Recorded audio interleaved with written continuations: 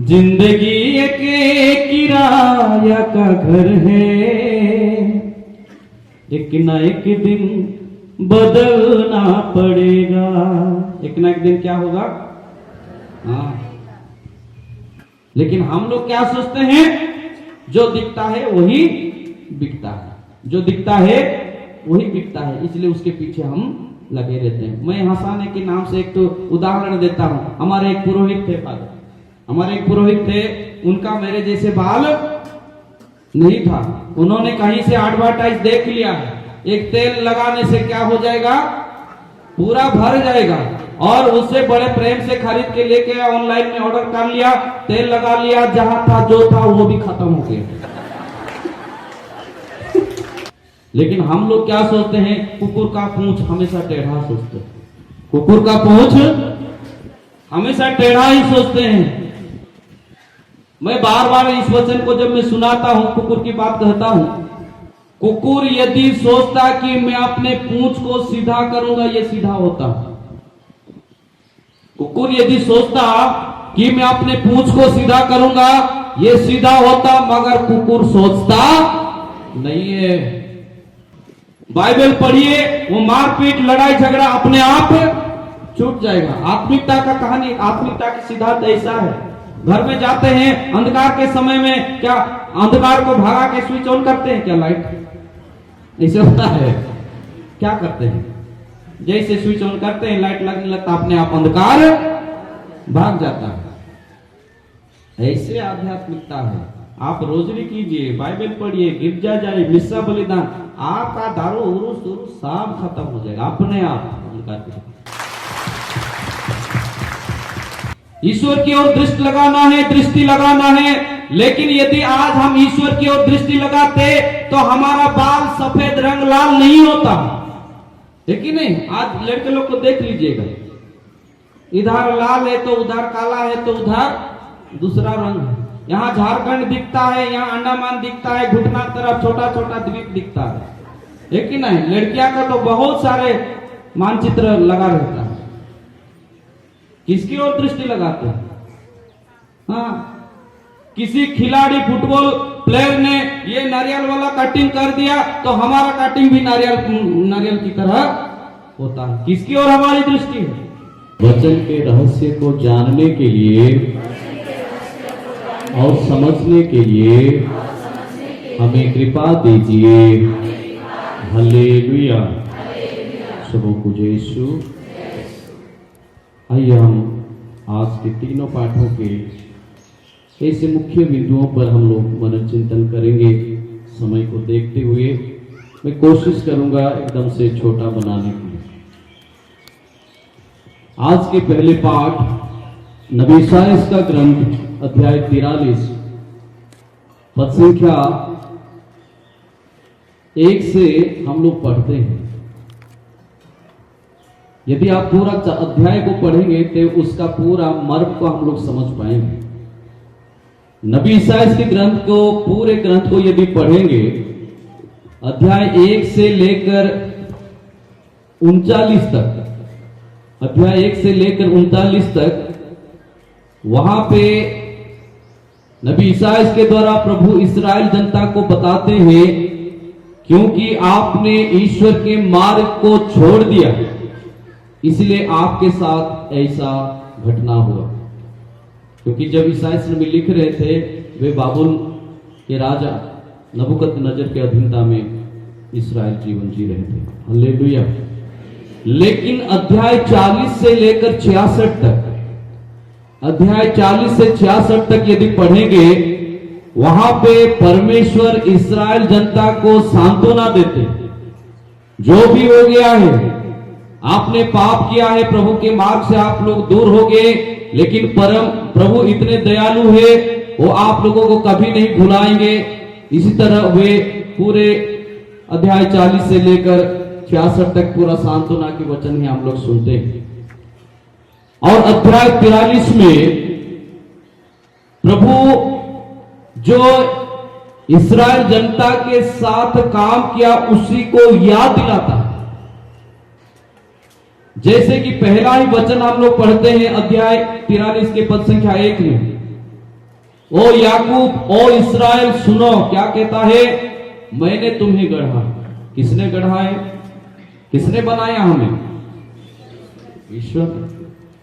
उत्पत्ति अध्याय 1 उसके पद संख्या 26 में पढ़ते हैं, परमेश्वर कहता है मैं मनुष्य को अपने समान और सदृश्य बनाऊंगा।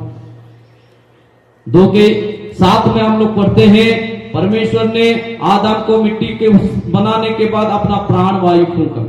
परमेश्वर के संतान है हम सारे। किसके संतान है? परमेश्वर के। परमेश्वर ने हमें बनाया, हम कोई एरे गेरे नहीं है। प्रभु का प्राण वायु हम में है, ये महत्व का हमको समझना है। फिर वो कहता है मैंने तुम्हारा उद्धार किया। जब परमेश्वर कहता है कि मैंने तुम्हारा उद्धार किया, तो उनको याद दिलाता है कि जब वे मिस्र देश की गुलामी में थे, परमेश्वर मूसा नबी के माध्यम से इस्राएल को मिस्र की गुलामी से बचाता है। तो ये सारी घटनाओं को वो याद दिलाता है। फिर परमेश्वर का वचन कहता है, पद संख्या 2 में लिखा है, 2:3 में लिखा गया है कि यदि तुम समुद्र में पार करोगे तो जलधाराएं तुम्हें बहाकर नहीं ले जाएगी, और यदि तुम ज्वालाएं आग में चलोगे तो ज्वालाएं तुम्हें भस्म नहीं करेगी। ऐसे होता है, पानी में आप चलेंगे डूबेंगे नहीं, ऐसे होता है क्या? होता है कि नहीं होता है? नहीं होता है कि नहीं? आग में चलेंगे और प्रभु का वचन क्या लिखा गया है? आप नहीं जलेंगे। आग छू के देख लिए, जलेंगे कि नहीं जलेंगे? लेकिन प्रभु का वचन जब इसमें लिखा गया, क्या ये झूठ है? ये झूठ है, ये सत्य है। क्योंकि इस्राएल के लोगों के साथ ऐसा हुआ है। इस्राएल लोगों के साथ वैसा हुआ है, जब मिस्र देश से वे निकालते हैं प्रतिज्ञा देश की ओर, और सामने में कौन सा नदी आ गया? कौन सा सागर आ गया? लाल सागर आ गया। परमेश्वर ने क्या किया? उस सागर को 2 भाग किया, नहीं डूबे। उसी तरह यीशुआ नबी के नेतृत्व में भी जब यरदान नदी पार करते हैं, परमेश्वर ने उस यरदान नदी को भी 2 भाग में विभाजित किया, वो नहीं डूबे। ये घटना है। फिर जब नबी दानियल के ग्रंथ में हम लोग पढ़ते हैं, शैद्रक, मेशक, अबेदनगो, जिसका पुराना नाम है अनानियास, अजारिया और मिशाएल, उन लोगों को भी आग के भट्टी में फेंक देते हैं। लेकिन वहां पे वचन में लिखा गया है, आग के गंध तक उनको छू नहीं पाया है। जिस दिन उनको आग के भट्टी में फेंकने जा रहे थे, 7 गुना आग और बढ़ा दिए। आग में झोंकने वाले ये जो लेके गए थे, वो लोग जल के राख हो गए, लेकिन परमेश्वर ने उन्हें जलने नहीं दिया। ये सारी घटनाओं को याद दिलाता है। ऐसा भी हमारे साथ परमेश्वर कर सकते हैं, परमेश्वर करते हैं। हम लोग गीत गा रहे थे, शायद दिन में गा रहे थे, ब्रदर गीत गवा रहे थे, ईश्वर पर विश्वास जे करेला, जे करेला, वो क्या नहीं होगा? हाँ, वो डूबेगा। यही वचन है। लेकिन जो शैतान पर विश्वास करता है, वो आग में जलेगा, आग में जलेगा, पानी में डूबेगा। यदि आज हम डूब रहे हैं, हम जल रहे हैं, तो हमें आज मनन चिंतन करना है, क्यों प्रभु रहते हुए भी आज मैं क्यों डूब रहा हूं? Hallelujah, hallelujah. चलिए, छोटा करके मैं बता रहा हूं। लेकिन ऐसे ऐसे महान कार्य हमारे साथ कब होगा? हमारे परिवार में ऐसे महान काम कब होगा? वचन को, उसी अध्याय के वचन को 18-19 को पढ़ लीजिएगा। 18-19 में लिखा गया है, पिछले बातों को भुला दो, पुरानी बातें को जाने दो, देखो मैं एक नया कार्य शुरू करने जा रहा हूं और वह कार्य प्रारंभ हो चुका है। हालेलुया। कब ऐसे महान काम होगा? जब हम पिछले बातों को भुलाते हैं, पुरानी बातों को याद करते रहते हैं,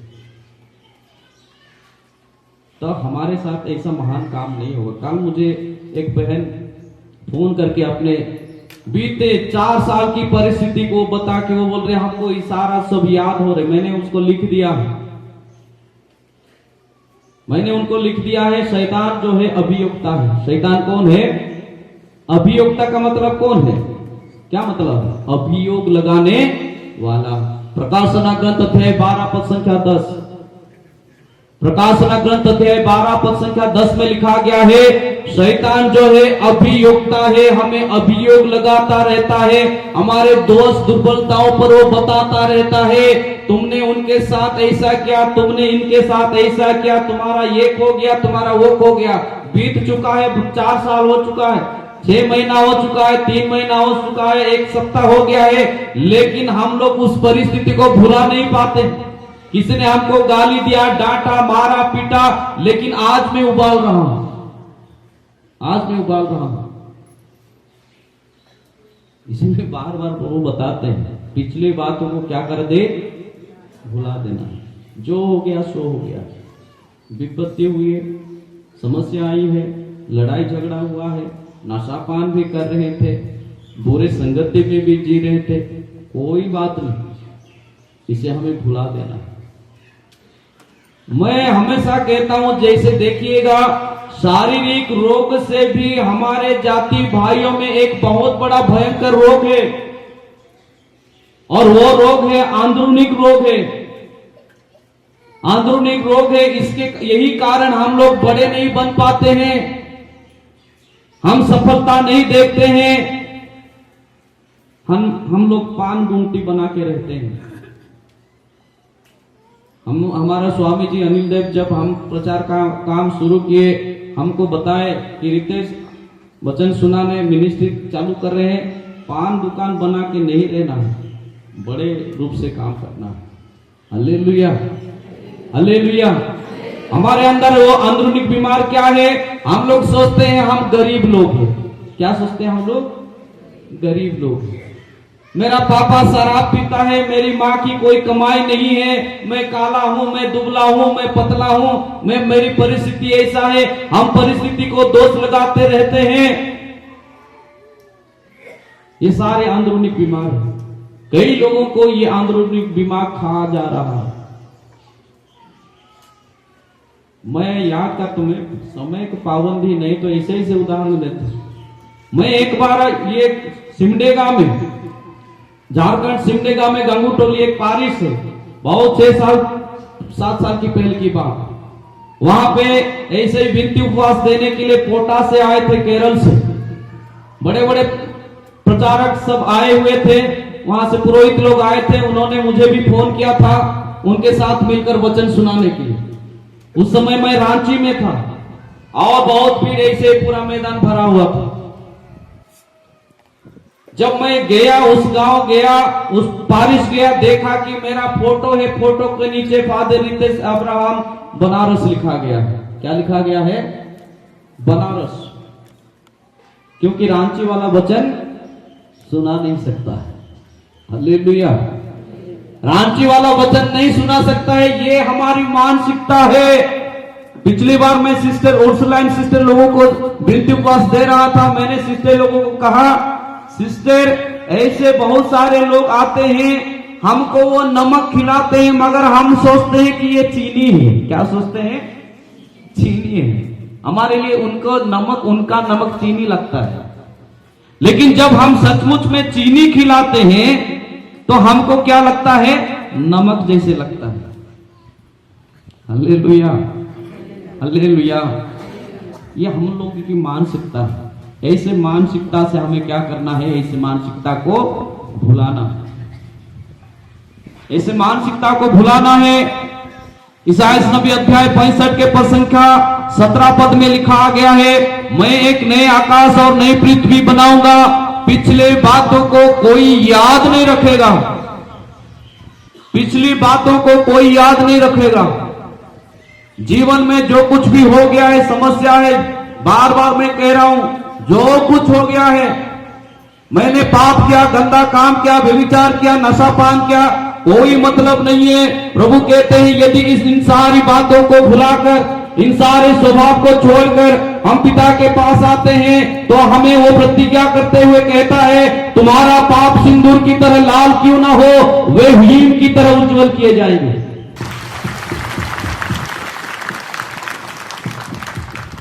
मैं कभी अपने जीवन में सोचा नहीं था पुरोहित बनने के लिए। मैं कभी नहीं सोचा था पुरोहित बनने। मेरा घर है उड़ीसा है, बरहमपुर भुवनेश्वर की तरफ। मेरी पढ़ाई बचपन से लेकर मैं 10वीं क्लास तक एक जाने माने स्कूल में मैंने पढ़ाई की। उस समय से उस एरिया के लिए बहुत फेमस स्कूल है और प्रभु की कृपा से मैं पढ़ने लिखने के लिए भी बहुत तेज हूं। जब मैं 10वीं क्लास खत्म किया, अच्छा नंबर से पास किया, मैंने अपने मम्मी पापा को बोला कि मम्मी पापा मैं साइंस पढ़ूंगा। मैं एक देहात का रहने वाला व्यक्ति हूं, मेरे परिवार देहात में है और उस समय मेरे परिवार के सभी भाई बहने सारे लोग पढ़ाई कर रहे थे। उस समय की परिस्थिति आज की परिस्थिति से भिन्न था। मेरे परिवार में मेरे माता पिता उतने सक्षम नहीं थे। उन्होंने कह दिया, बेटा हमारे पास उतना पैसा नहीं कि शहर में आपको हम पढ़ा पाए। हमारे आसपास में आर्ट्स सब्जेक्ट था, कॉमर्स सब्जेक्ट था, लेकिन मैंने उस समय भी जिद्दी था, आज भी जिद्दी। हालेलुया। मैंने कहा कि मैं पढ़ूंगा तो साइंस पढ़ूंगा, नहीं तो पढ़ाई छोड़ूंगा। और सचमुच में माता पिता मुझे मदद नहीं कर पाया तो मैंने 1 साल की पढ़ाई छोड़ दिया। 1 साल की पढ़ाई छोड़ दिया। जब मैं हॉस्टल में था उस समय एक बहुत अच्छा सुंदर स्वभाव के व्यक्तित्व था मेरा, और मैं जब हॉस्टल में था मैं बैंड मास्टर था, स्कूल का बैंड मास्टर था। सारे इंस्ट्रूमेंट में बजाता था, आज भी बजाता हूं, लेकिन काफी साल हो गया है इसलिए नहीं मैं बजाता। तब जब मेरे माता पिता ने मुझे पढ़ाने के लिए इनकार कर दिया, मैंने पढ़ाई छोड़ दिया, तब बुरे संगति चालू हो गया। और उस बुरे परिस्थिति में मैं ऐसे बहुत सारे बिजनेस करता था, ऐसे जीवन जीता था जहां की यहां बताने लायक नहीं। उस समय मैं रायपुर जाता था, गुजरात जाता था, केरल जाता था, मैं अपने बिजनेस के लिए। उसके साथ साथ मैं ऑर्केस्ट्रा में गाना गाता था, अपना बैंड पार्टी चलाता था। ये मेरी परिस्थिति और ऐसे व्यवसाय था। एक बार चलने से यहाँ 10,000 का माल लेने से वहां 20,000 लेके 30-25 हजार लेके आने वाले, इससे भी व्यवसाय था। जब मेरे पास पैसा हो गया, सारे बूढ़ा बूढ़ी बड़े छोटे सब लोग मेरे साथ दोस्ती यार में लग गए। और मैं बता रहा हूं, मैं भी एक टांकी था पेट्रोल भरने की। हालेलुया। जितना भर सकता था उतना भरता था मैं, देसी और विदेशी। ऐसा जीवन हो गया था मेरा, ऐसा जीवन। क्योंकि मैंने अपने मम्मी पापा को नहीं सुनता था, उनको मैं बोलता था आपने मेरे लिए कुछ नहीं किया इसलिए मैं आपको सुनूंगा नहीं। एक दिन ऐसा ही हुआ, एक दिन ऐसे हुआ कि मेरे पापा हमको बुला लिए, बुलाकर सामने में खड़ा किया। खड़ा करते हुए जैसे देसी चलता है ना, ABCD पूरा जो गाली है होता है ना देसी में, सारे गालियां ABCD वाला पूरा गाली दे रहे हैं। अंत में हमको बोल दिया कि get out from my house, तुम मेरे घर से बाहर निकल जाओ, तुम मेरे बेटे होने का योग्य नहीं है, तुम अपने परिवार की आप इज्जत लूट रहे हो, इसलिए मेरे घर से बाहर निकल जाओ। हालेलुया। पापा तो गाली दे रहे थे, डांट रहे थे, लेकिन बेटे बेटियों के प्रति मम्मी पापा का प्यार होता है, मम्मी पापा का प्यार होता है। मेरे पापा रो रहे थे, मेरे पापा रो रहे थे, मैंने उस आंसू को देखा।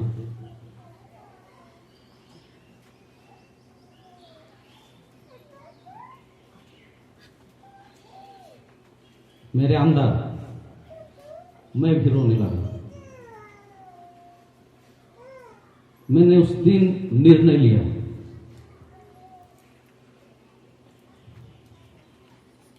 यदि मेरे कारण मेरे पापा रो रहे हैं, मैं एक दिन ऐसा बनूंगा कि मेरे जीवन को देखकर मेरे पिता खुश हो जाए। और उसी संकल्प से मैंने सेमिनारी को ढूंढा, जाऊं तो कहां जाऊं, मैं तब तक मैं बदनाम हो चुका था। तब जाके मैं बनारस चला गया। बनारस में उड़ापुत्र की तरह यहां पे था, वहां जाके बैठ बोलने से बैठना है, उठ बोलने से उठना है। मेरे मित्र लोग फोन करते थे, रितेश क्या तुम पगला गया है, गाना गाते थे, पैसा कमाते थे, नाम कमाते थे और वहां पे अभी जेल में है। मुझे तो जेल जैसे ही लगता था, क्योंकि मैं इंटर के बाद गया था। हालेलुया। लेकिन मेरे अंदर में एक पुकार होता था, मेरे अंदर में हमेशा एक पुकार। हमको रहने के लिए भी तकलीफ होती थी, लेकिन मैंने कहा यदि परमेश्वर ने मुझे बुलाया मैं नहीं छोड़ूंगा। पिछला सब भूल कर मैं आगे दौड़ा चला, जो मेरे लिए धन था उसको मैं त्याग दूं कि मैं पाऊं उससे क्या पुरस्कार। दौड़ा में चला, मैं जीऊं या मरूं वो तेरे लिए है, तू मेरा खुदा है, तू मेरा खुदा है। मेरे जीने का कारण, मेरे जीने का मकसद तू है। Hallelujah, hallelujah, hallelujah. और इस तरह मैं अपने जीवन को इस लाइन में आया। इसलिए ही मैं जब पुरोहित बना, मैंने संकल्प लिया, प्रभु ने यदि मुझे इस दलदल से बचाया तो मैं प्रभु का यही सेवा करूंगा, प्रभु की कृपा से। और मैं शुरू में तो यही मन में मेरे यही ख्वाहिश था कि मैं एक सिंगर बनूंगा, इंस्टीट्यूशन खोलूंगा, गाना बना सिखाऊंगा, क्योंकि मैं उसी लाइन का था। ऐसे भी मेरी पढ़ाई भी की हूं मैं, और पढ़ने लिखने में तेज है, किसी भी सब्जेक्ट में जाता करूंगा, ये मिनिस्ट्री करूंगा, तभी भी मैं प्रभु की कृपा से कर पाता। लेकिन क्योंकि मुझे परमेश्वर ने इस कीच में, इस दलदल से उठाया है, इसलिए मैंने एक संकल्प लिया कि प्रभु यदि मुझे बचाया है, आज मेरे जैसे बहुत सारे जवान बेटे बेटियां, मेरे जैसे बहुत सारे माता पिता भाई बहने हैं, आज प्रभु को जानना है, पहचानना है।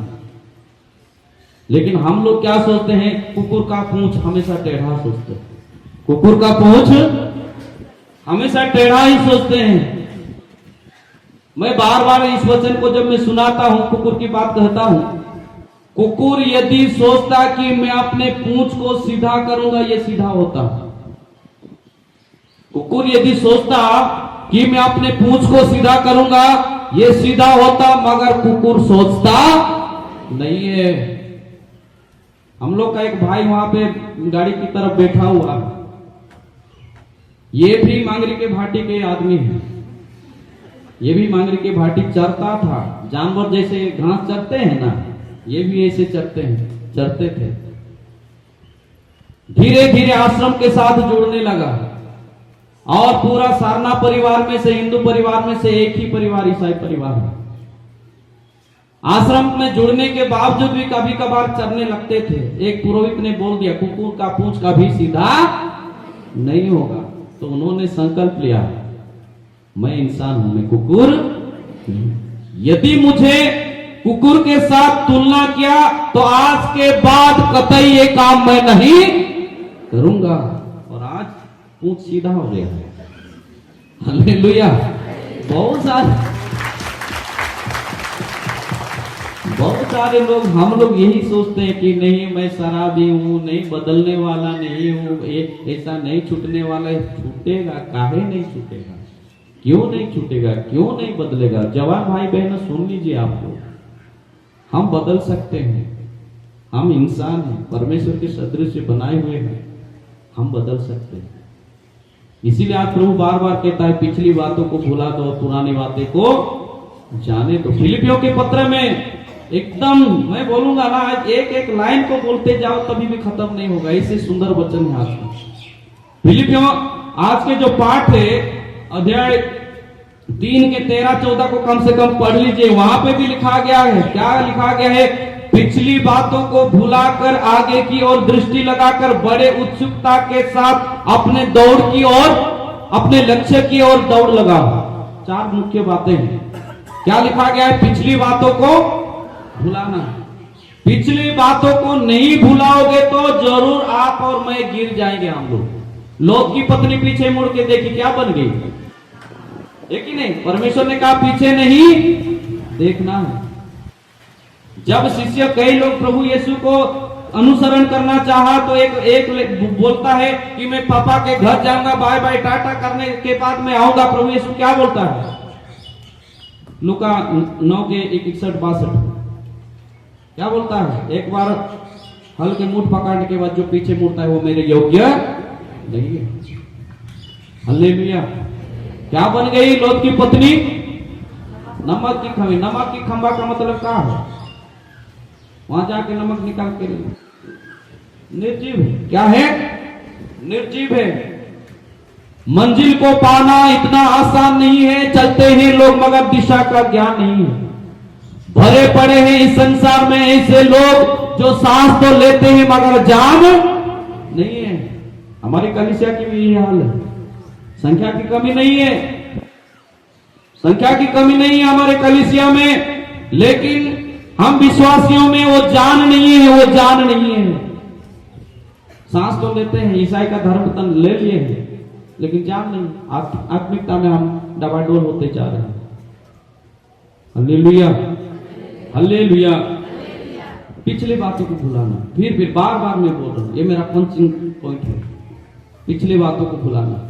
और बहुत सारे लोग पिछली बातों को भुलाने के लिए सोचते रहते हैं, कैसे भुलाएं, कैसे भुलाएं, कैसे भुलाएं। शराब छोड़ूंगा तब मैं गिर जाऊंगा, शराब छोड़ूंगा तब मैं बाइबल पढ़ूंगा। ऐसे यदि करोगे आपका कभी छूटने वाला नहीं। ना आप शराब छोड़ेंगे ना आप गिर जाएंगे। पिछले बातों को ऐसे नहीं भुलाया जाता। आप गिर जाइए, वो शराब अपने आप छूट जाएगा। बाइबल पढ़िए, वो मारपीट लड़ाई झगड़ा अपने आप छूट जाएगा। आत्मिकता का कहानी, आत्मिकता की सिद्धांत ऐसा है। घर में जाते हैं अंधकार के समय में, क्या अंधकार को भगा के स्विच ऑन करते हैं? क्या लाइट ऐसे होता है? क्या करते हैं? जैसे स्विच ऑन करते हैं लाइट लगने लगता, अपने आप अंधकार भाग जाता है। ऐसे आध्यात्मिकता है। आप रोजरी कीजिए, बाइबल पढ़िए, गिरजा जाइए, मिस्सा बलिदान, आपका दारू उरुस सब खत्म हो जाएगा अपने आप। Hallelujah, hallelujah, hallelujah. तो पिछले बातों को भुलाना है। उसके बाद क्या बोला गया है? आगे की ओर दृष्टि। आगे मतलब कहां? किसकी ओर दृष्टि लगाए? ईश्वर की ओर। ईश्वर की ओर दृष्टि लगाना है, दृष्टि लगाना है। लेकिन यदि आज हम ईश्वर की ओर दृष्टि लगाते तो हमारा बाल सफेद रंग लाल नहीं होता है कि नहीं? आज लड़के लोग को देख लीजिएगा, इधर लाल है तो उधर काला है तो उधर दूसरा रंग है। यहाँ झारखंड दिखता है, यहाँ अंडमान दिखता है, घुटना तरफ छोटा छोटा द्वीप दिखता है कि नहीं? लड़कियां का तो बहुत सारे मानचित्र लगा रहता है। किसकी ओर दृष्टि लगाते हैं?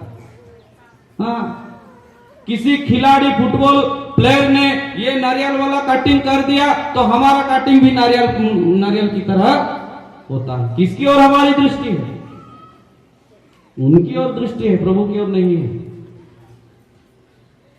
हंस रहे हैं कई लोग, ये हकीकत है, हकीकत है। हमारी दृष्टि ऐसी है।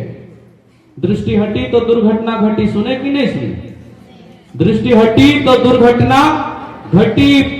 जब पेतरुस समुद्र के ऊपर चल रहा था, यीशु की ओर दृष्टि लगाकर वो चल पा रहा था, लेकिन जब दृष्टि हटा दिया, लहर को देख लिया, विशाल समुद्र को देख लिया, वो क्या होने लगा? धीरे धीरे दृष्टि हटी तो दुर्घटना घटी। उसके बाद बड़े ध्यान से सुन लीजिएगा। हम लोग पढ़ते हैं कुरिन्थियों के नाम संत पौलुस का पत्र, अध्याय 4 पद संख्या 18। 4 के 18 में लिखा गया है, संत पौलुस एक गहरी बातें सिखाता है। आप दृश्य चीजों पर दृष्टि ना लगाए, बल्कि अदृश्य पर दृष्टि लगाना है। कौन सी चीजों पर दृष्टि लगाना है? अदृश्य। अदृश्य क्या है?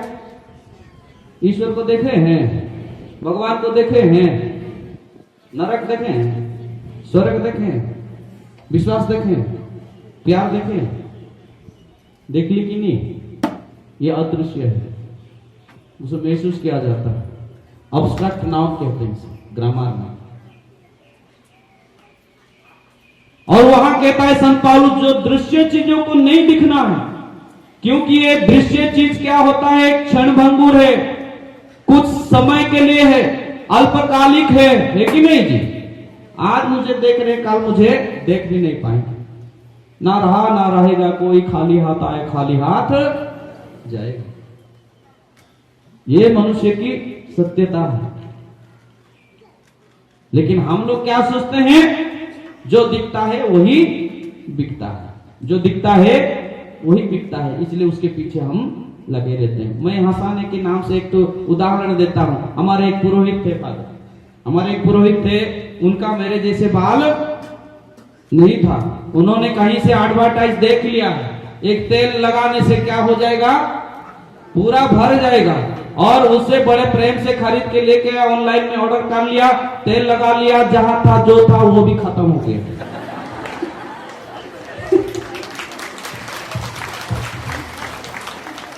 Hallelujah, hallelujah. हम लोग स्वर्ग से आए हैं, स्वर्ग जाना है वापस। स्वर्ग से आए हैं, स्वर्ग वापस जाना है। इसीलिए जरूर ऐसा नहीं हम पहने, हम ओढ़े, हमारे पास गाड़ी होना है, कपड़ा होना है, हमको तेल लगाना है, साबुन लगाना है, लेकिन इतना ही लगाए जितना जरूरी है। हालेलुया। मैं एक गीत गाता हूं, उसमें ये गीतकार ऐसे लिखता है, जिंदगी एक किराया का घर है, एक ना एक दिन बदलना पड़ेगा। एक ना एक दिन क्या होगा? हाँ, जिंदगी एक किराया का घर है, एक ना एक दिन